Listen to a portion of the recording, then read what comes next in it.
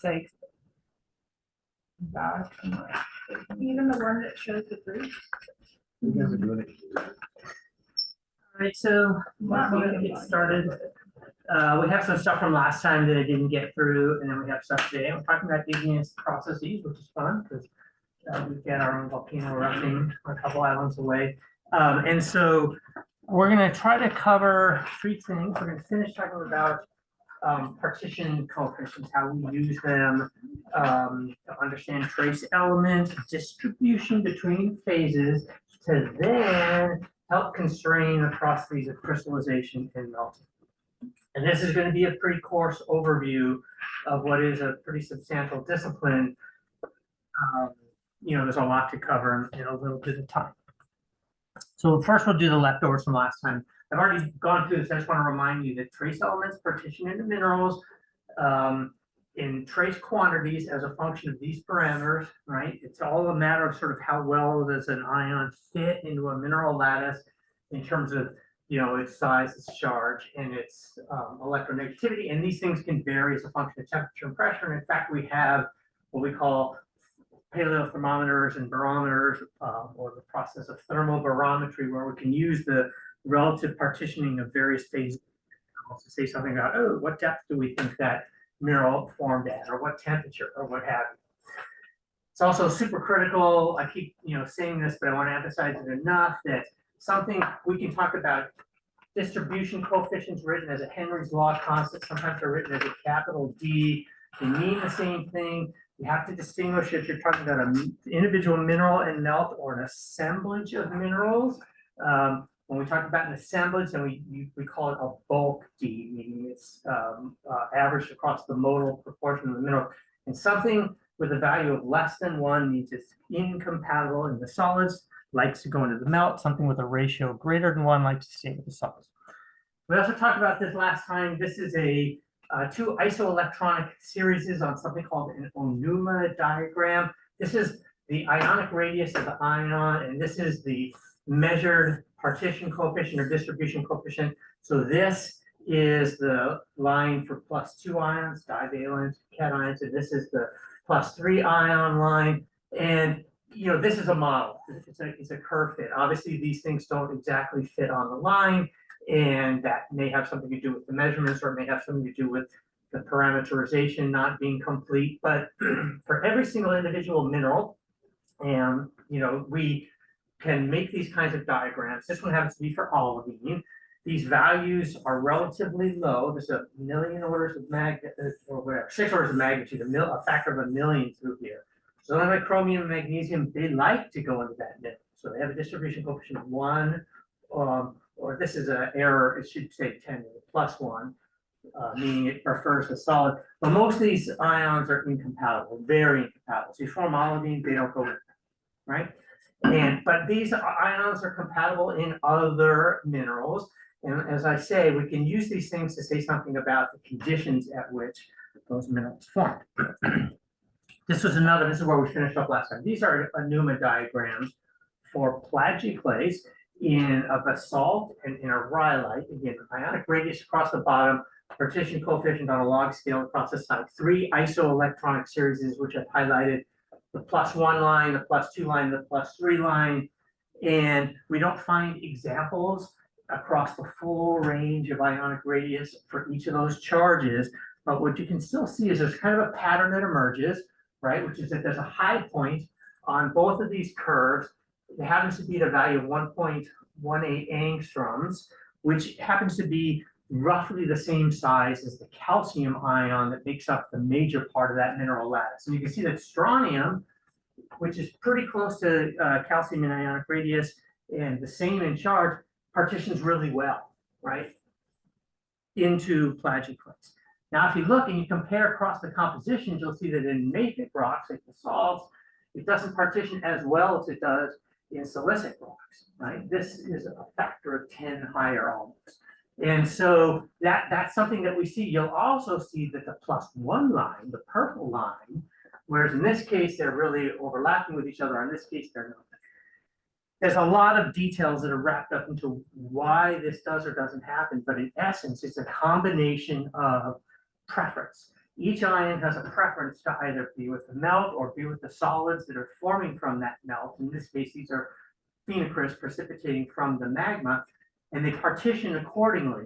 Each of the ions is competing with each other, and they are sort of finding their place either in this mineral or the coexisting minerals, and or if they are not compatible in any of those minerals, then they stay with the melt. And you can see especially some of these very highly charged things, like this is the +4 line. I had it highlighted at the thorium line, and with hafnium line is even higher.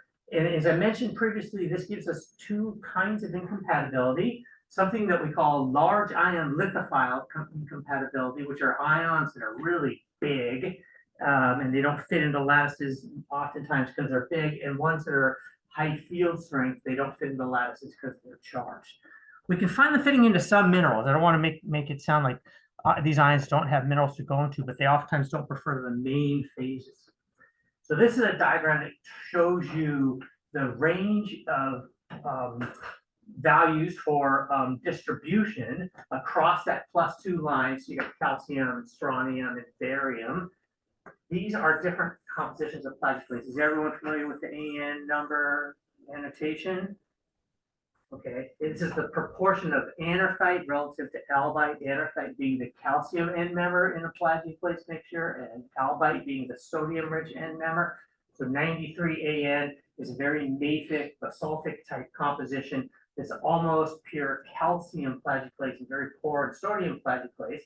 So the counter ion space is based mostly on the behavior of calcium, whereas when we get up to 23 AN, this is whatever that is, 77% albite, the sodium end member, and 23% anorthite.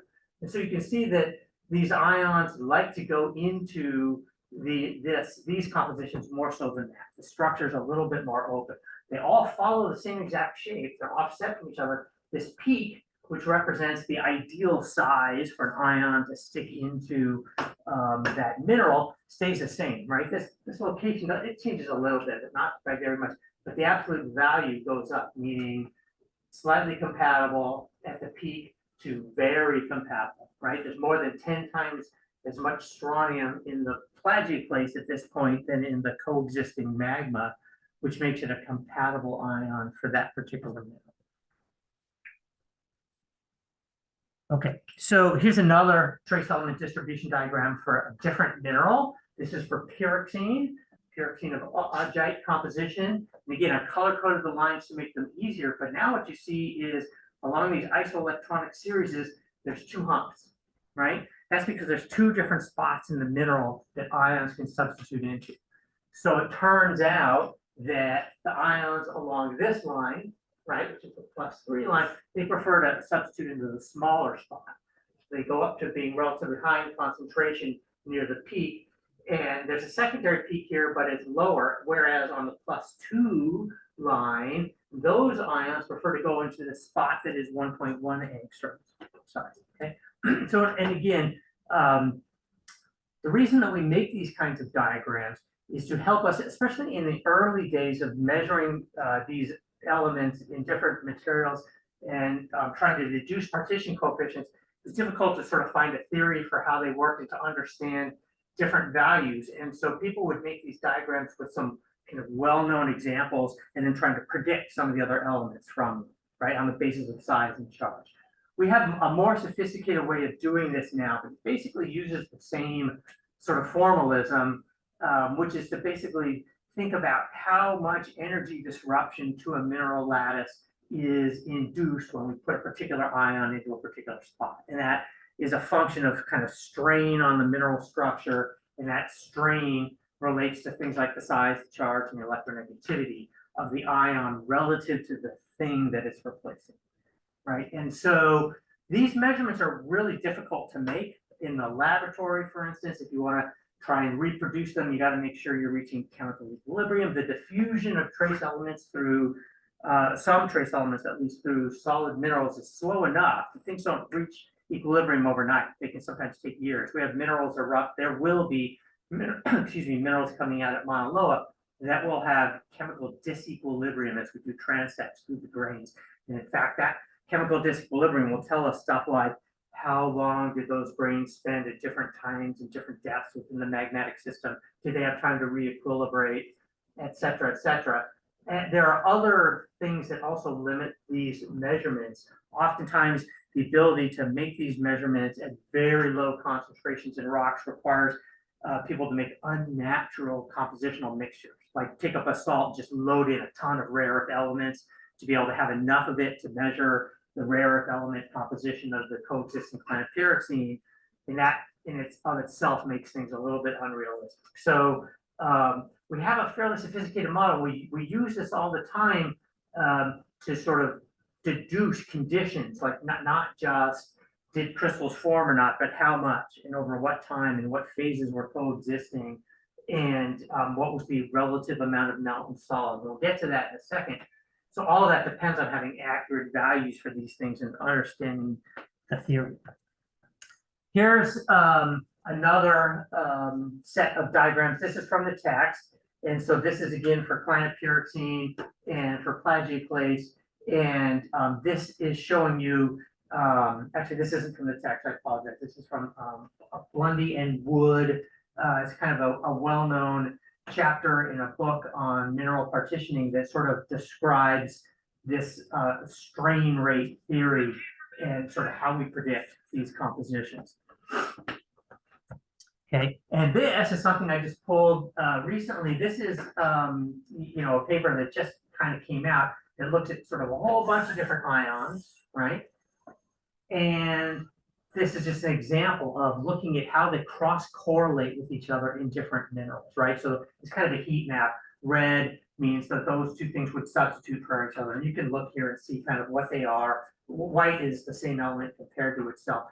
But so, and what you see is that, and these are scaled by log of the distribution coefficient, with one being and above one being compatible, and obviously some being incompatible, that the closer you are in size and charge, if you have to look these guys up to see sort of what they are in terms of their ionic radius and so forth, that you find sort of hot zones where things substitute for each other and cold zones where they don't. And if you come over to the periodic chart, you kind of understand that, like there's a group of elements here kind of clustered around iron that behave sort of like iron. In the phases that have a lot of iron, we also find those elements, right? So they might be compatible. And for instance, olivine or high magnesium pyroxene compositions.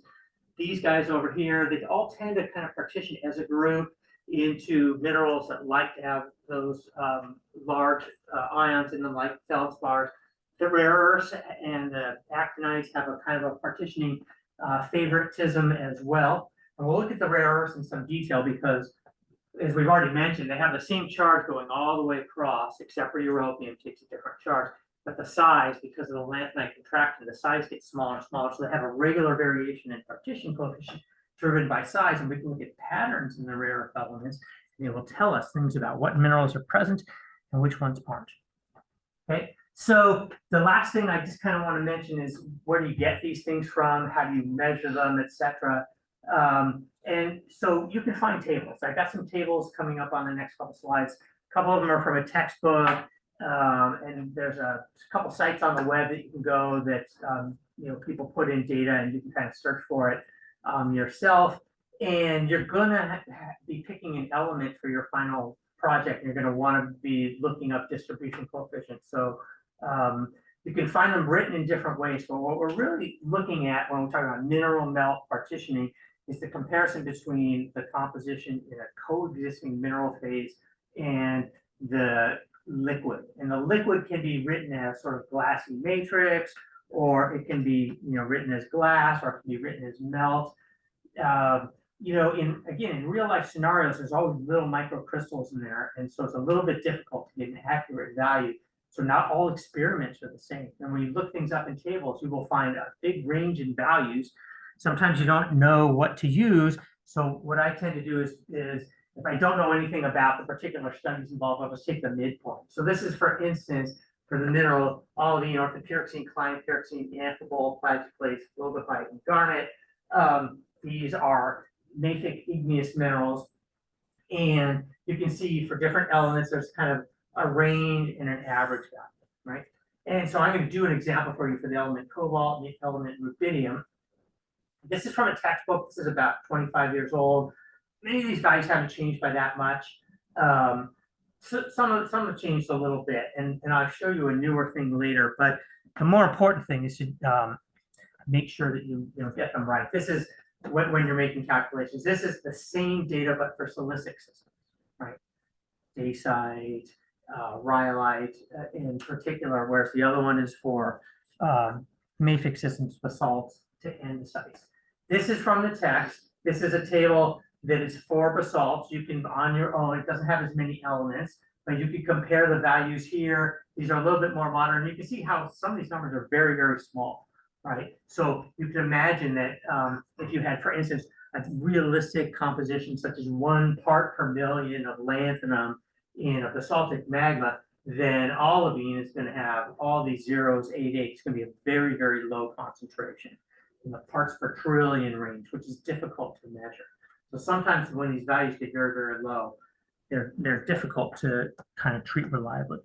The last thing I'll show you is that you can find partition coefficients on the web. This thing here, GERM, which stands for Geochemical Earth Reference Model, it's been around for like around the year 2000 or so. Their interface may have changed since I did this screen grab, but you can basically go and search on individual elements through their interface and then find partition coefficients for individual minerals, or instead you can search for minerals and find what elements they have partition coefficients for. And this is like one of these things where individual users go and put their data into it. And it's sort of like a growing database that isn't complete, but if, for instance, you want to work on an element that isn't in this one of these tables and you want to look for data, you can find it on the web without having to go into the original.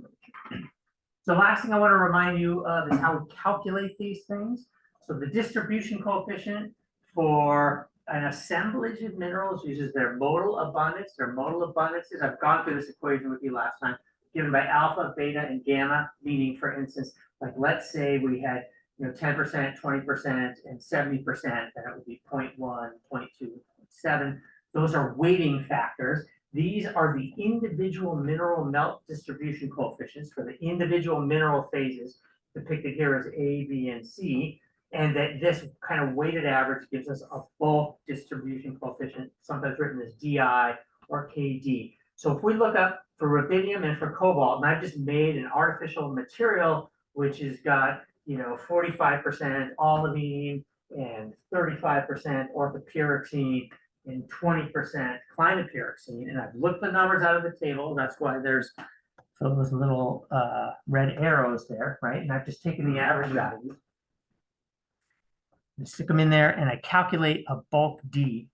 Okay, so you can see here that rubidium comes out with a bulk D of 0.02. It's incompatible in that assemblage of solids.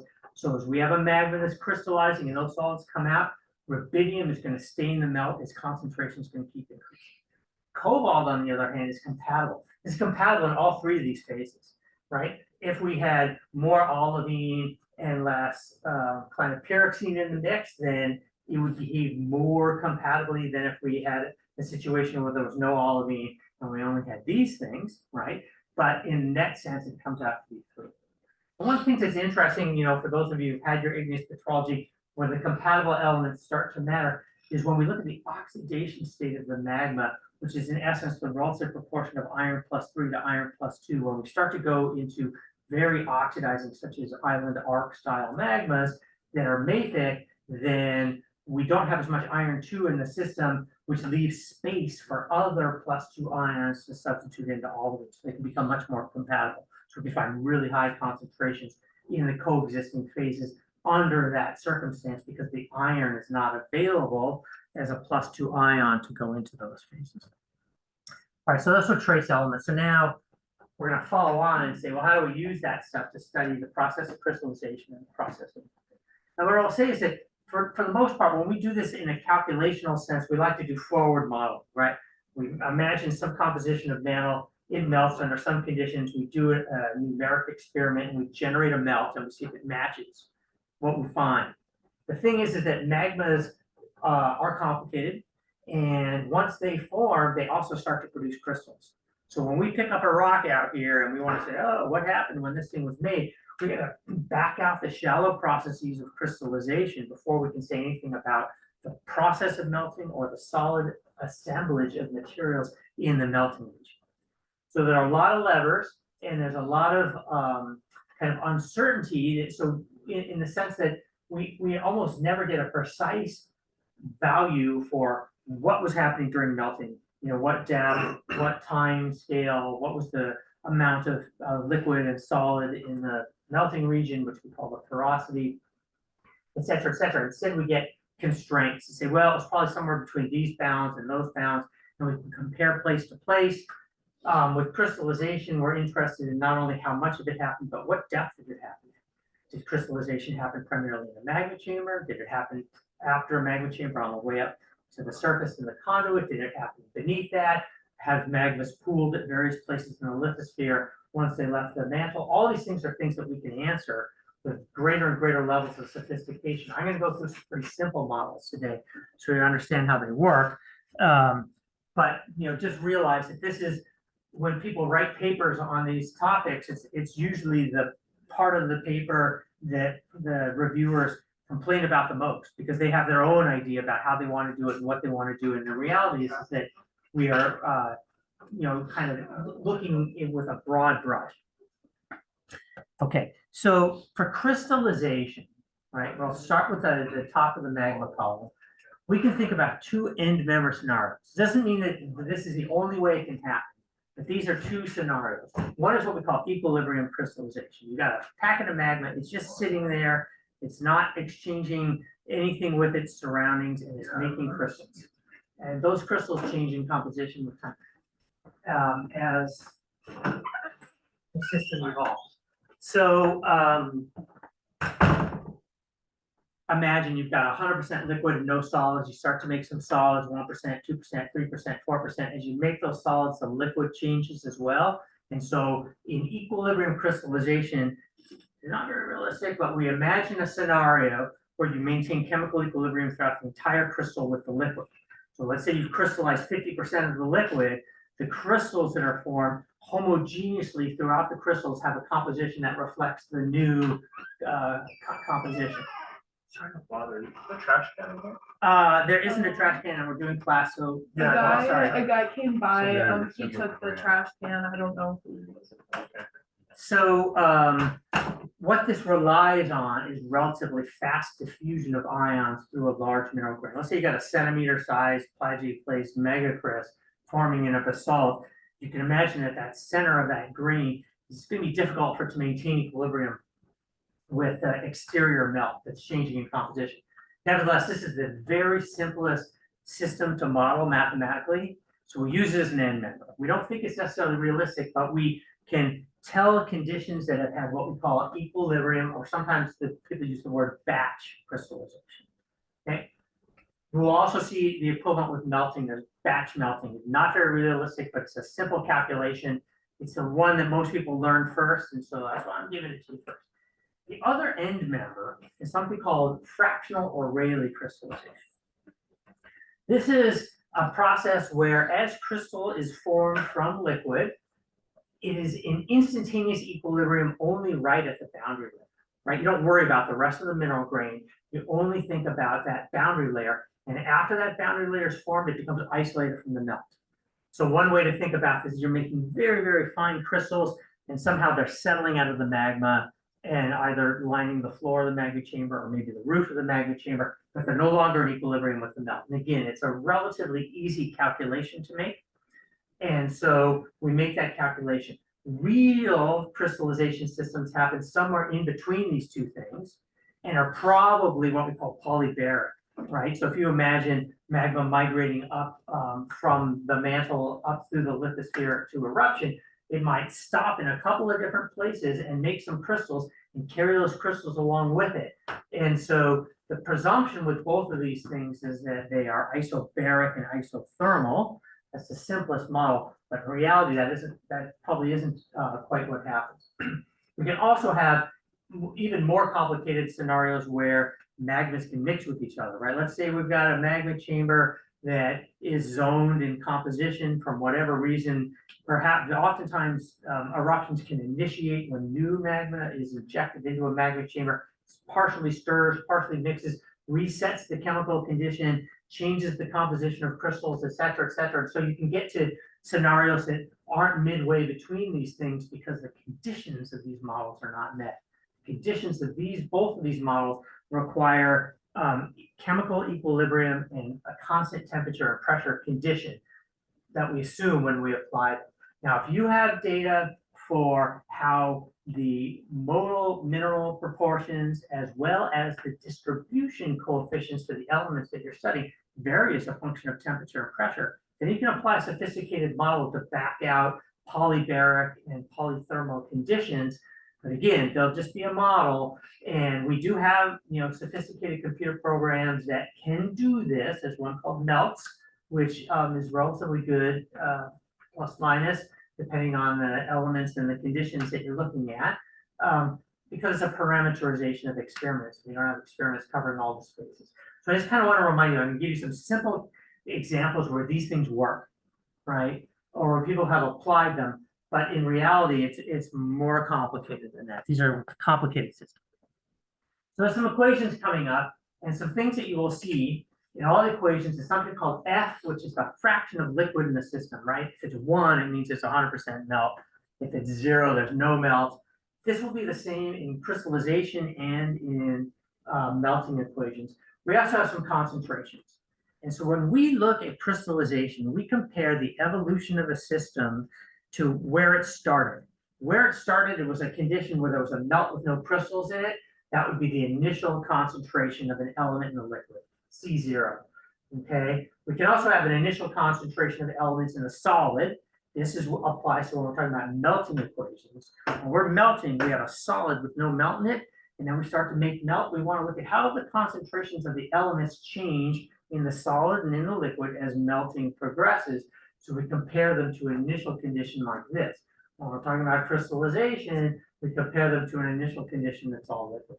And then we have our distribution coefficients, which show up in these equations. So this is the equilibrium or batch crystallization concentration equation, which basically says that the fraction of melt times the concentration of an element in the liquid plus 1 minus the fraction times the concentration of that element in the solid equals the initial. This is just a mass balance equation, a conservation of mass that says that we have to account for all of our elements, whatever our element is. It could be rubidium, it could be cobalt, it could be anything. But the sum of all the cobalt or rubidium or whatever that was originally in our liquid has to now be in some mixture of the solid and the solid and the liquid. Okay. Now we can relate these two things together by the distribution coefficient. Right, and so I've substituted in for concentration solid this term here, which is just rearranging the equation of the distribution coefficient to get a new equation. And then we can rearrange this thing to get something that tells us the concentration of the liquid over the initial concentration of liquid at any point in time in crystallization. Remember, crystallization is tracked by using F, right? F decreasing, the fraction of melt decreasing is increasing the amount of crystallization. So we end up with these equations. And I say, that seems very abstract. But what you would do is take these equations and patterns of trace element distribution, and you would solve for some values and look for a fit, which is to say, I get my KDs out of the table, and I'm going to try different values of F and see which values of F give me a match for the observed concentrations that I see in the liquids and or the solids, and then that would tell me what F was during that process. Now, fractional crystallization is a more complicated derivation because instead of there being this bulk equilibrium, we are basically taking a system and removing a small mass of solid from it, right? Which we've depicted as dW, right? It's just some small, infinitesimally small amount of solid that we remove from a liquid. So melt fraction is going to change by increments of dW, right? The melt will, as we make solids, the melt will go down and the solid will go up, right? And we can look at the amount of each chemical element, each trace element that we put into the solids is going to be the concentration in the solids in that infinitesimally small melt fraction times that mass of solid that's full. Right, so when we do our bookkeeping, instead of just saying, yeah, we're putting our stuff here and here, and we're averaging across the whole solid. In this case, we're averaging only across each little increment of solid form. But we're still doing the same bookkeeping. We can't create or destroy chemistry. So the amount of chemical element, whether it's rubidium or cobalt or whatever, that is in the solid and in the liquid is tracked in these infinitesimally short mass increments, but the equations are basically the same in terms of conservation of mass, which is up there at the top. This is then a derivation of how the equation is rearranged and integrated to come up with a slightly different looking equation. This one here says the fraction of melt, right, that's present is the distribution coefficient. And in this particular text that I took this derivation from, they write K with a bar over it to mean bulk distribution coefficient instead of K with a little D next to it. But it's a distribution coefficient -1 is in the exponent of the melt fraction, and we still got the concentration of liquid over the concentration of solid. Now I'll compare this with the batch melting equation in a second. But the difference is that the distribution coefficient here is in the exponent, and in the batch equation, it's not in the exponent. So these are what the two equations look like. This is the fractional melting, and this is the batch melting, okay? And this is plotting that up as a function of melt fraction, right? So 0 melt fraction is 100% crystals. Melt fraction of 1 is no crystals. So crystallization progresses this direction. And so you can see here, this is this ratio. How much of each one of our trace elements do we have in the liquid as a function of melt fraction relative to how much was there initially, right? It's this mass balance ratio. And so what we see is the curves take different shapes, and these are curves for different distribution coefficients. Highly compatible, moderately compatible, moderately incompatible, highly incompatible. And there's hopefully a few things you can see regardless of which one of these two equations we use, right? That for the very incompatible elements, they all increase in concentration in the liquid, right? As we take solid out, they don't go into the solid, so they increase in the liquid, but we don't separate them from each other until we get to very extreme small melt fractions remaining, right? You've got to take a lot of solid out to change your incompatible elements by crystallization. Now, if you do it with this process, this Rayleigh process, there's more fanning out. So it's a little bit easier to separate these elements from each other at slightly less extreme melt fractions, which is why sometimes people apply this model. Although, as I mentioned previously, physically, neither of these things are very realistic, something in between. But the other thing that you will see here is that the compatible elements, the ones that like to go into the solids, again, they tend to they decrease in concentration, obviously, as the concentration, the amount of liquid goes down, but we get a much more extreme, what we call fractionation or separation between the elements when we use this Rayleigh equation than when we use the batch equation. And so, and as I say, there are more complicated models that can be used, but one of the things that people will do is take a suite of rocks that they think are related to each other by different degrees of crystallization, such as things in a large intrusive body, and compare the compositions and see if they can model the patterns, at least, with either this scenario or this scenario and a relatively small range of melt fraction. And if you can do that, then you could say, well, at least I think all of these compositional variations came from one magma that then sat in the crust and crystallized at different amounts. If you try that, and regardless of what model you apply, you can't get a single solution where sort of one very narrow range of F explains all your compositional variation. That probably means that Pluton was assembled from multiple magmas. So this is one of the ways that we would use this kind of modeling to help understand the progression of a system. So this is an example of some crystallization. It's not actual data, it's depictions of data, right? So this is the percentage of solid going from 0 to 100, right? So think about the melt fraction. This is a melt fraction of 1 and a melt fraction of 0. And this is for +2 ions, and this is for +3 ions.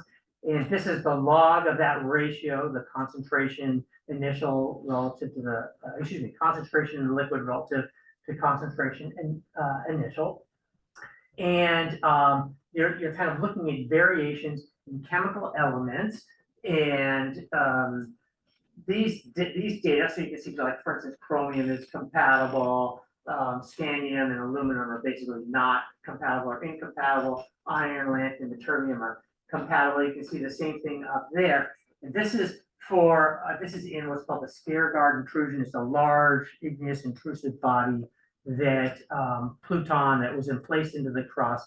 And it's an example of sort of regular patterns that you can deduce this by kind of looking at thin sections of the rock and seeing the relative proportion of solids and matrix mineral that people think, yes, maybe a really simple crystallization scenario where, because these things are curving, right, it looks more like this, more like batch crystallization and fractional crystallization, whereas a function of F, we would see a more linear variation in composition. So people have used this to say, oh, well, I think the Skaergaard intrusion was one huge honking thing of magma that went across it and then slowly crystallized and preserved different sort of ratios of percent solid and therefore compositional abundances within minerals and coexisting magma.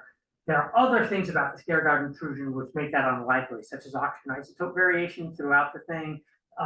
But in any event, early on meaning sort of 40s, 50s, 60s, people thought about these kinds of intrusive bodies as being assembled that way, and perhaps mimicking what we would see in a large magma chamber under a large salt chamber. This is another example from another intrusion. This is the muskox. It's another mafic intrusive body in Canada. Now you're looking at a stratigraphic section, right? So this is sort of depth below the top of the magma chamber. It starts up there at 950 meters below the roof, goes down to about 1.5 kilometers below the roof. So, you know, this is like whatever, a 500-meter thick section of rock. People are going up and looking at composition. There's different lithologies. We mentioned dunite last time. So there's some dunites here, and then there's a couple of these intervening clinopyroxene-rich layers, which probably formed from this intrusion sort of slowly settling out of primarily olivine-rich lithology, and then for whatever reason, either a new injection of melt and or some sort of overturning in the magma chamber allowed at the base of this magma chamber a layer that, you know, included some CPX as well as some olivine in there, and then it switched back into producing just dunites. But one of the things that you see is when you look at concentrations of, in this case, we're talking about the element nickel, right? So nickel over here, it's one of these guys that likes to substitute into phases with iron +2 in it, especially olivine, but also clinopyroxene, also orthopyroxene if it's present, and to a lesser extent, iron oxide minerals. And so this is the concentration as we go up section of nickel. So you can see here, I mean, you know, there's some messiness to it, but there's 3 little zones where there's a fairly linear variation of nickel concentration going down as we go up section. And then it jumps, and it does the same thing. And it jumps, and does the same thing. That progression of nickel going down in the coexisting liquids is inferred to mean that the concentration is decreasing in a liquid because it's increasing in the solids, right? It's going into the solids.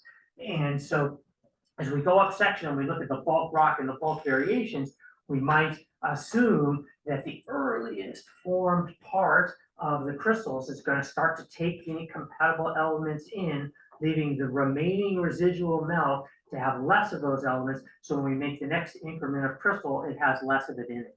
So this is like a progression of crystallization, right? So for the compatible elements, as we start to crystallize, we pull them into the crystals, we leave the melt depleted in them. So the next bit of melt that forms has less. And we can model this. And so I basically take in the crystallization equation, the one for Rayleigh crystallization, where this is up in the exponent, and said, well, can I just calculate how much I think this varied if I estimate a nickel concentration here and nickel concentration here. I call this the initial, I call this the final, and I say, oh, maybe it's just like a single trend. I look up nickel distribution coefficient, and I solve for that, and I can figure out that, I'm not saying that this is what happened, but I can calculate that the melt fraction across that variation was something like 0.958, which means very, melt-rich scenario, you can still make that kind of variation in compatible elements. So I know that it's just a start. We'll come back and talk about crystallization again a little bit, but it does end up getting a lot more complicated when we get to basaltic systems, for instance, and even worse when we get to like arc andesites or rhyolites, where we can have very complicated magma bodies in the crust. But I also want to now just kind of look quickly at melting. Melting, like crystallization, has two end members, what we call equilibrium or batch. You have some solid, and you start to melt it, and then you stop it at some fraction of melt, and when you stop it, all the solid and all the melt are in chemical equilibrium, right? Or fractional melting, where you got some solid, you make just a tiny infinitesimally small increment of melt, a dW, and instead of letting that stay there with the solid, you suck it off. Put it somewhere else into a chamber, you accumulate it, and then you erupt it. Interestingly enough, when we look at patterns of trace element distribution in mantle rocks that come up to the surface in xenoliths, which we occasionally find, or in drill cores, we find that a lot of mantle melting looks like it does this. Even though it's very hard to imagine how you could extract infinitesimally small quantities of magma out of crystals, right? You have crystals, it's kind of like a wet sponge. There needs to be enough melt for it to make an interconnected web before you can even start to consider extracting that melt. And that usually happens at about 1%. You don't even wet all your grains below 1%. And 1% would be a very unrealistic melt fraction in a fractional melting scenario. We're usually thinking about increments of melt that are, something like hundredths of a percent. Nevertheless, this is a model that we use. This is a model that we also use. Lot of misinformation in the literature over the years, and including in textbooks, came from using this model because it's so unrealistic. Right? So people will tell you, oh, mineral enrichment salts are 20% melt to the mantle because someone made that calculation back in the 60s.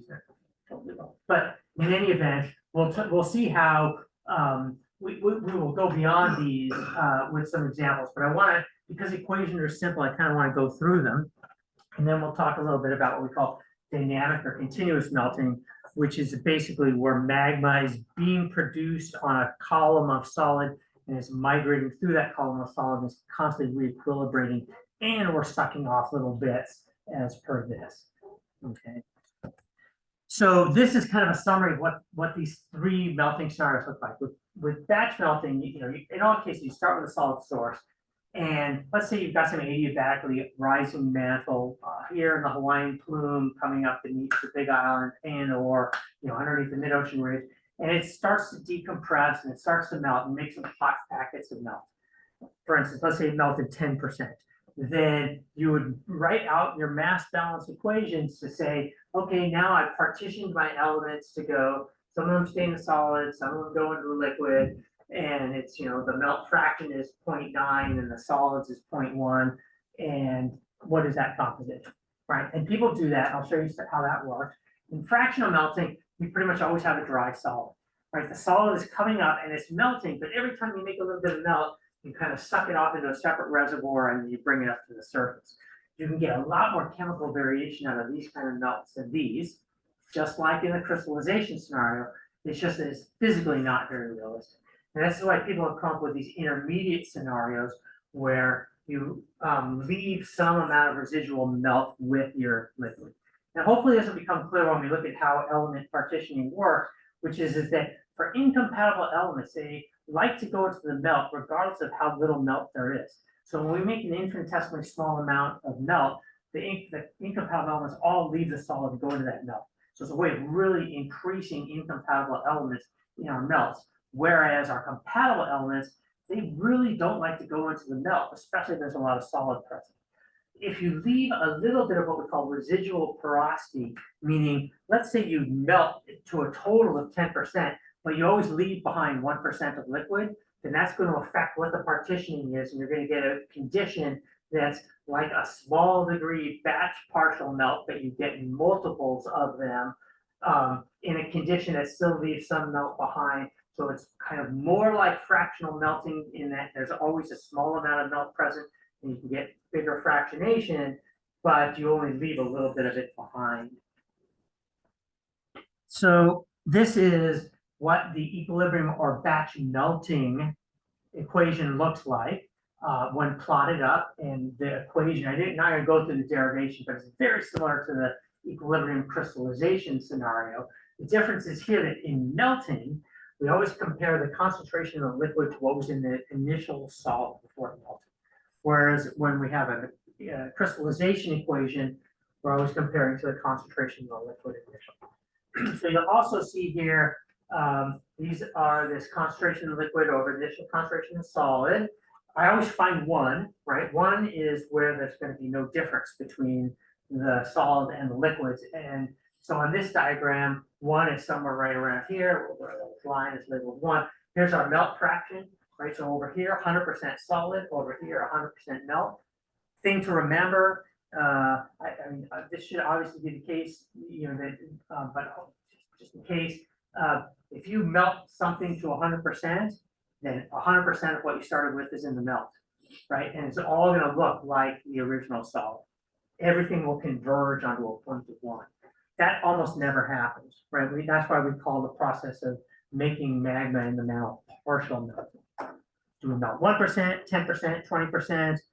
Probably very rarely do we melt more than that. Maybe in the very earlier distant past, we were melting 25 or 30%.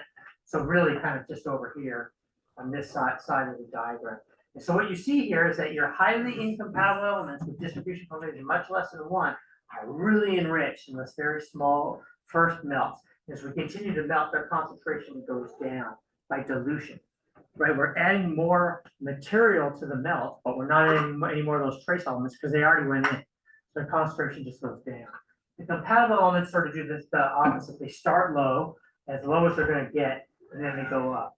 So the other thing I kind of want you to note about this is that it is really easy to separate our incompatible elements with small amounts of melt in melting. It's hard to separate our compatible elements with melting. You think back to what I said a few moments ago, the opposite is true with crystallization. It is hard to separate our incompatible elements with crystallization. You got to do a ton of it, unrealistically high amounts. Otherwise, all these things kind of collapse onto the same line, and it's easy to separate compatible elements.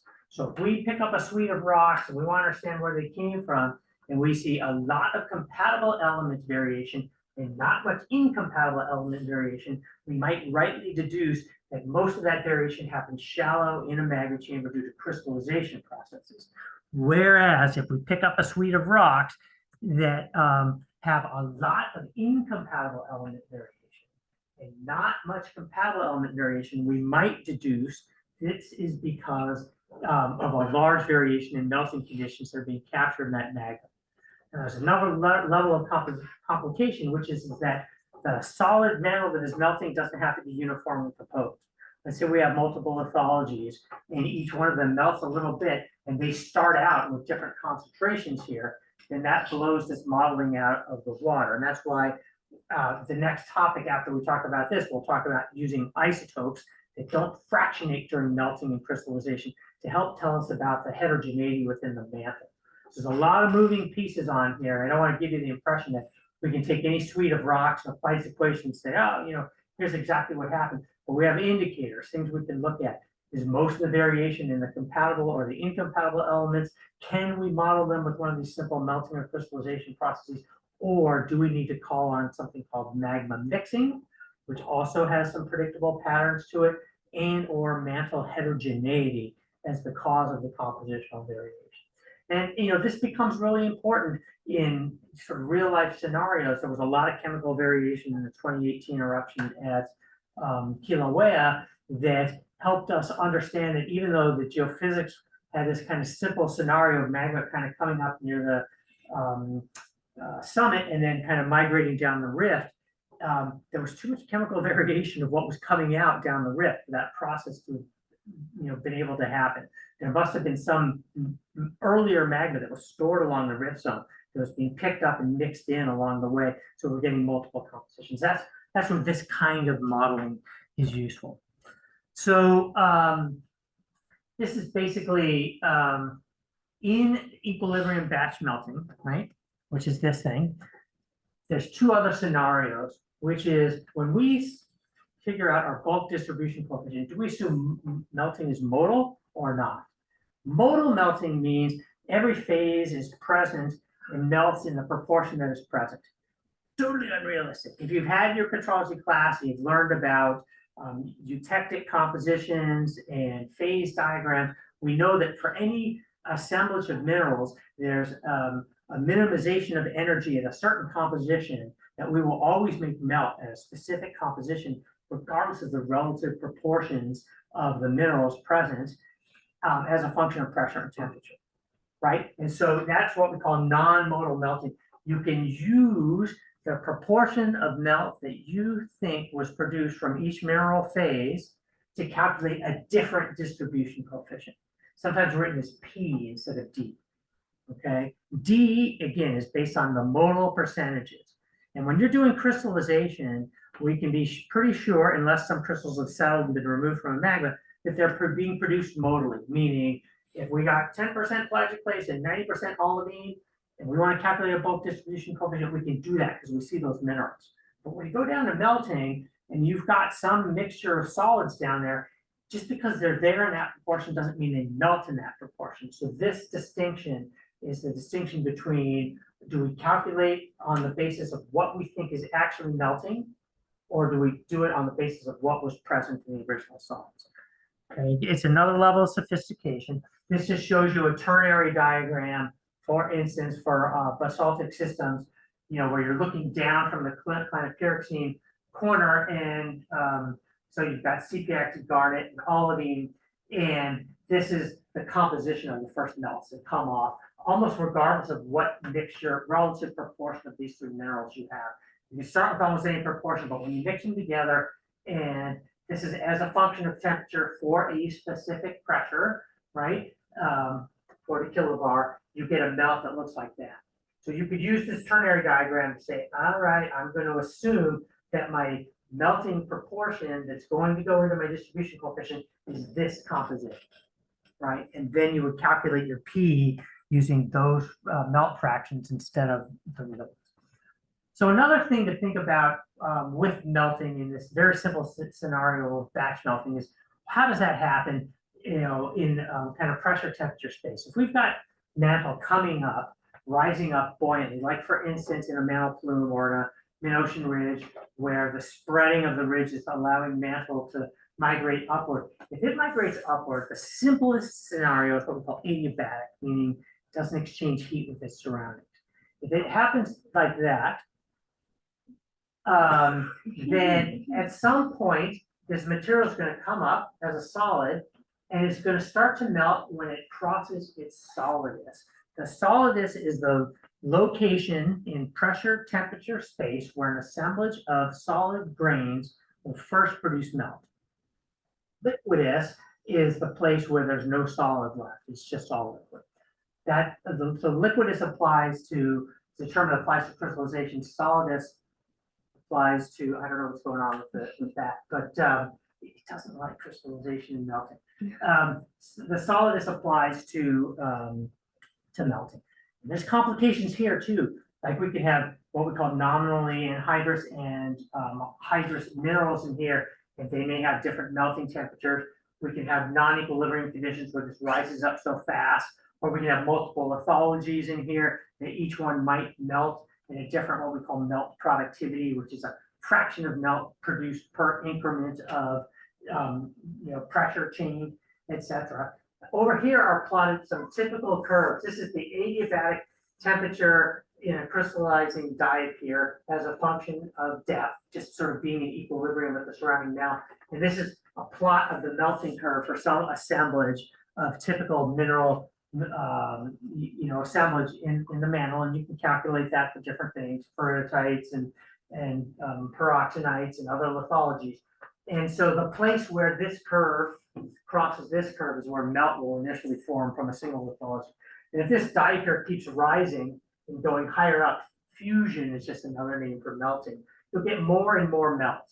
If it stays with it, that's like a batch melt, right? And then at some point you extract that stuff. In this simple diagram, they have this die curve getting all the way up to the surface, and then somehow the melt coming off and aggregating and giving a composition. As I say, this isn't particularly realistic. There, in addition to the fact that it's difficult to extract melt at the smallest melt fractions, it's also difficult from the strength and viscosity of the mantle perspective to hold large volumes of melt within a solid and not deform. Right? Once you start to get up to 10, 15%, this thing of melt, it doesn't stay as a coherent body. The melt likes to suck off. It's so much more buoyant, especially because it's also full of gases and so forth, that it will sort of leave the solid region. But in any event, this is kind of what this looks like. And people use this kind of very simple batch melting and conditions of batch melting to think about how might melting vary in different tectonic settings as a function of things like how thick is the lithosphere, how hot is the mantle that's adiabatically rising up, how wet is the mantle. So for instance, if you compare scenarios where you've got a mid-ocean ridge, which has got a relatively thin lithosphere, versus melting underneath the continents, where you've got a thick lithosphere, melting is going to stop at a much higher pressure underneath a thick lid. You could be at an arc volcano where you're fluxing water into the magmatic source, and that changes the shape of the melting curve. So you melt more productively for given increments of depth change as you have liquid in there. Or you could have a mantle plume like we have in Hawaii that's coming up with a bigger thermal anomaly. So a greater amount of temperature, meaning as it rises up through pressure space, it may melt more productively. And so it may deplete some of the minerals in the melting column. We also, on top of that, have mineralogic phase changes that happen at different depths. So for instance, the mineral garnet, which has a very, very big effect on some elements, such as rare earth element partitioning, pretty much goes away shallower than about 100 kilometers depth when we're in the oceanic mantle. We can find it existing shallower in the subcontinental lithosphere, but if we have melting that initiates deeper than 100 kilometers, for instance, here in Hawaii, versus melting that initiates shallower, we're going to see two completely different things in the trace element patterns for things that are susceptible to the effects of garnet. There are other minerals that play a role too. So this becomes more and more complicated. Most of those complications get accommodated into how we calculate, this value here, P. P doesn't have to stay constant as things go up. You can write a sophisticated model where you vary this as the proportions of solids vary as well, and as the proportion of melt that is produced and its composition changes as a function of pressure. All those things need to be taken into account. So now here's the opposite style, which is fractional Rayleigh melting. Again, it's just increments of melt that come off really quickly. And I'm not going to try and derive the equations for you. They again involve differential calculus and then integration. And you come up with an equation that will compare the concentration of any element in a liquid to the initial concentration in a solid as a function of if you're going to do modal melting, or if you're going to do this non-modal, more fancy kind of melting. The equation looks the same. It's just, I only show you both scenarios because the only thing that changes is what's here, right? The distribution coefficient or that. And these are what fractional melting curves look like. And if you compare this curve for a second, so you can see here, highly compatible elements, lots of variation at small melt fractions, compatible elements, lots of variation at high melt fractions, and there's kind of less variation in between. It's not that different from batch melting, right? Except the difference is that you can see here in batch melting, we still get a lot of leverage on our incompatible. Our compatible elements, they start below 1 and then they come up to 1. They never get higher than 1. Whereas in this case, we can produce some leverage if we go to very high amounts of melt fraction, because the presumption is that since this is fractional, as we've progressed in our melting to get to this point, we've removed each one of those prior increments. So each new increment of melt is like seeing fresh solid, or seeing, I shouldn't say fresh solid, but a high proportion of solid. So you can induce larger variations in your compatible elements, but you require very extreme amounts of melting. And this would be something that, I mean, unrealistic on Earth today, may have applied to some, very distant past scenarios, but at least we have things that we can predict. We can say, well, if this were operable, this is what it would require. These are the conditions. This is how we would apply these models. Now, there's another level of complication, which is what we call accumulated fractional melts, or AFM, okay, which was before dynamic melting, which is the next thing we're going to talk about, was a way of saying, yeah, you can't take infinitesimally small increments of melt off of a solid and melt and erupt them because they're going to be infinitesimally small. You got to somehow pool them together, right, in a magma chamber and then erupt them. And so if you basically do a melting scenario where you fractionally melt, you're pulling off liquids, but you put them into a magma chamber and you homogenize them, and then you erupt them at some fraction, you have another lever that you can pull. And what you do is you come up with, this is an AFM model for, things that are kind of incompatible, moderately incompatible, and compatible, how they vary now as a function of, you have to add in one additional parameter, which is how much of the magma am I accumulating besides that. And so what you see is you get curves that look more like batch melting, right? They don't have the extreme look anymore of pure fractional melting, especially here for the compatible elements. That goes away. So what it does is it kind of mathematically gives you something that's midway in between this and batch melting. And this is a model that sometimes people will calculate. They call it an AFM melting model. Again, it's probably not realistic because it assumes a lot of stuff about like a single pressure and temperature of melting, a single assemblage of minerals, and a single set of distribution coefficients, which, probably not so realistic. So this is a figure from your text that tries to compare, now not a whole bunch of different elements, just two elements to each other. An element with a distribution coefficient of 0.01, that's what we call highly incompatible. That means in a mixture of solids and liquid, it really wants to go into liquid. Only 1% will stay in the solid, 99% will go into liquid. With a moderately incompatible element with a distribution coefficient of 0.1. 0.1 means 10% of that element will stay in the liquid and the rest of it will go into the solid. Actually, I'm saying that backwards. 10% will stay in the solid and 90% will go into the liquid. So the more incompatible, so slightly less incompatible, but still incompatible elements, you can see how their ratios vary relative to the most incompatible element, right? And if we were on a line that was 1-to-1, they wouldn't vary relative to each other. And so now what you can see here is that equilibrium or batch melting, gives us a line that looks like that we're going to change this ratio as we change the concentration of this thing. And it's a little bit counterintuitive until you get used to looking at these diagrams, but if you are increasing the concentration of an incompatible element across a diagram and you're doing it by melting, you're going to smaller and smaller melt fractions. Because the incompatible element likes to go into the melt right at the start, and then additional melt just dilutes its concentration. So this is high melt fraction and this is low melt fraction as deduced from concentration. So, what you can see here is the effect of equilibrium melting, accumulated fractional melting, which White happens to call aggregates, equilibrium crystallization, fractional crystallization, some other processes which we'll get to later, such as in situ crystallization, which is a kind of a local phenomenon. And in essence, what you'll see here is that all the crystallization processes tend to not fractionate the incompatible elements very much. Right, we get these very flat lines across big ranges of concentration. So this kind of just reiterates what I said previously, which is that for the incompatible elements, if we see a lot of variation and we're not calling on metal heterogeneity to make that, then we need to produce it during melting. Whereas if we were to make because crystallization can't really do it, and if we were to make an equivalent diagram with compatible elements on it, we'd sort of see the opposite. Melting isn't great for compatible elements. Crystallization does a lot of it. So now we'll talk a little bit about some of these more complicated models.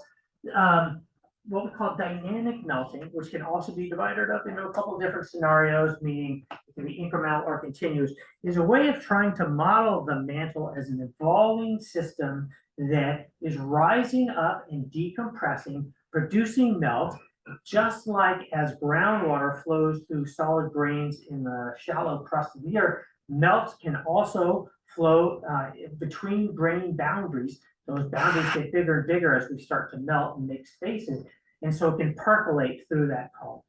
Now we can have it percolate under different conditions. We can make increments of melt infinitesimally, leave a little bit behind and pull the rest into a pool and bring it up, kind of like fractional melting. Or we can have a scenario that's kind of more like batch melting, which is that we make melt in our solid and we let it percolate up through, but we don't ever separate it from the solid, right? So it's kind of like the difference between we've got a dry sponge that as we bring up and decompress, it starts to melt. It gets wetter and wetter and wetter, but all the liquid stays with it, even if it's migrating through the sponge, versus a case where at some point in time people are squeezing the sponge and some of the liquid is coming off. And so, you know, in essence, these two models relax down to batch melting and fractional melting if we don't have any melt migration. So what we're doing is adding in another parameter for the rate at which melt moves through a system and the rate at which chemical equilibrium can be attained with the solid or liquid. Conceptually, I hope that makes sense. The mathematics are pretty complicated, but one of the key parameters here is what we call the melt velocity. How much residual melt is with the solids in this system? Is it a lot? Is it a little? And it's the same as we can deduce from, you know, batch and fractional melting. If this porosity gets really high, there's like a lot of melt there, then we don't make much separation of our incompatible elements. If the melt porosity is low, we make a lot of separation. So this is kind of a schematic of what this might look like. These are solid minerals, and this orangey stuff is melt, right? And there's two kinds of melt in these models. There's the melt that was formed somewhere below that's migrating up, and there's new melt that's being produced as we're decompressing. So they're kind of shown in red and orange. And then, you know, the next increment up, you go 100 meters up, this red stuff will now become orange. But the idea is that you can make these increments of local melt at a range of pressures, right? So you can do this for polybaric melting much more easily. And you can divide this up into time steps where each incremental step kind of looks like batch melting or fractional melting. You're re-equilibrating compositions as you go up. So recalculating the proportions of things that are in the solid and in the liquid and coming up with some kind of exit composition at the top. And so this is some examples of how that kind of melting can be used. So this is several different models. So up here is the very first time this dynamic melting model was employed. It was in the late 70s. And this is, I'm trying to remember what this is. This is a trodosulfurite. It's a bit of oceanic crust exposed in the island of Crete. And these are different rock samples. Rock sample 1, 2, 3, and 4. These are just the rare earth element abundances, these dudes across the bottom here. They are normalized to chondrite. We all know what that means now, right? We talked about that a bunch. And so you can see a bunch of different patterns. You can see this pattern here, which we call light rare earth element depleted, because it's got really low relative abundances of lanthanum compared to the heavy rares.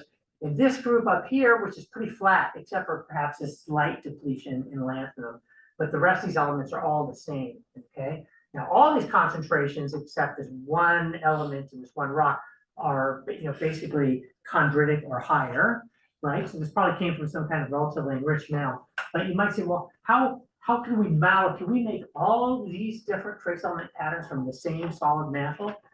Now, I'm not saying this is what happened, but what he showed in this paper was that you could start with a source that looked like that and melt it to different amounts and by different processes, meaning fractional melting with different increments and batch melting, and you could reproduce these patterns. So in theory, you could have an evolving system where some fraction of it is melting in the batch way, some is melting in the fractional way. That stuff's managing to come up, be accumulated in the magma chamber and erupted, and we're preserving some of this complexity. Whether or not that actually happened or not is kind of immaterial. It's probably more complicated than that. But this plot over here just shows you the evolution of lanthanum samarium in that system.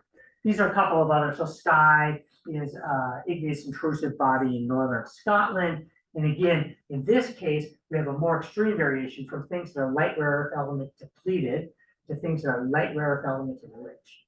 And normally, as we'll talk about in our next set of topics, we think about light rare earth elements enrichment as a characteristic of the metal source, not something that comes from melting.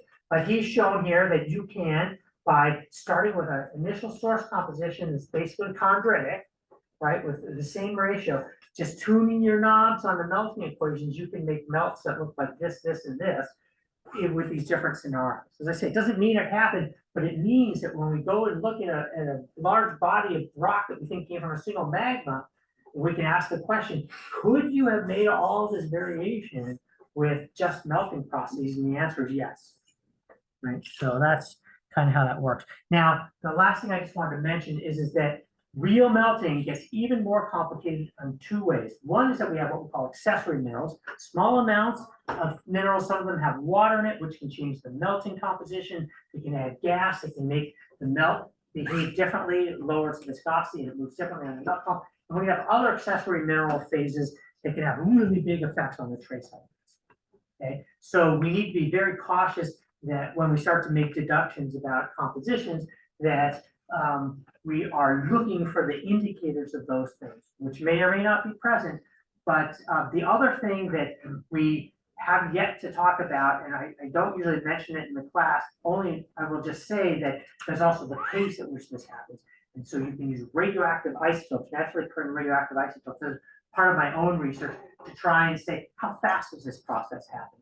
Do we attain chemical equilibrium or not?